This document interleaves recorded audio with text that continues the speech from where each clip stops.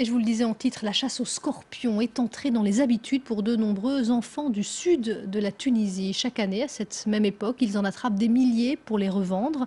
Leur venin peut s'avérer très précieux, vous allez le voir. Sandro Lutiens et Hamdit Lili se sont intéressés à ce phénomène. La nuit venue, ils sortent pour prendre l'air. C'est le moment idéal pour chasser les scorpions, torche infrarouge dans une main et pincette dans l'autre.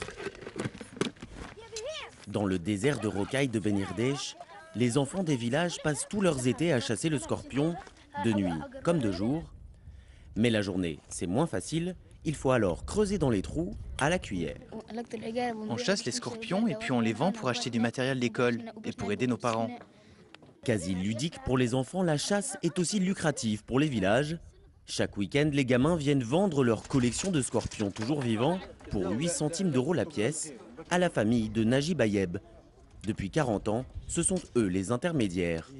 C'est social, c'est plus économique, plus pour les gens, pour les enfants, pour aider leur scolarité, pour, comment on dit, pour leur vie, aider leur famille, aider leur père et mère et tout, de participer du budget de la famille aussi.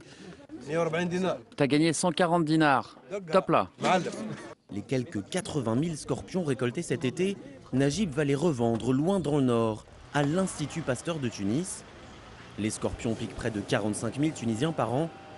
Mais dans ces couloirs aseptisés, leur venin est extrait puis utilisé pour produire un sérum contre les piqûres. On fabrique le sérum anti-scorpionique, donc qui est nommé Gammascorp. Donc c'est un produit qui contient des immunoglobulines qui sont dirigées contre le venin de scorpion, donc des deux espèces les plus dangereuses et les plus répandues dans la Tunisie. 8 à 12 000 ampoules seront distribuées gratuitement à travers le pays. Mais les chercheurs de l'Institut Pasteur tentent d'aller plus loin, utiliser les toxines du venin pour inventer des médicaments contre le cancer et les maladies immunitaires.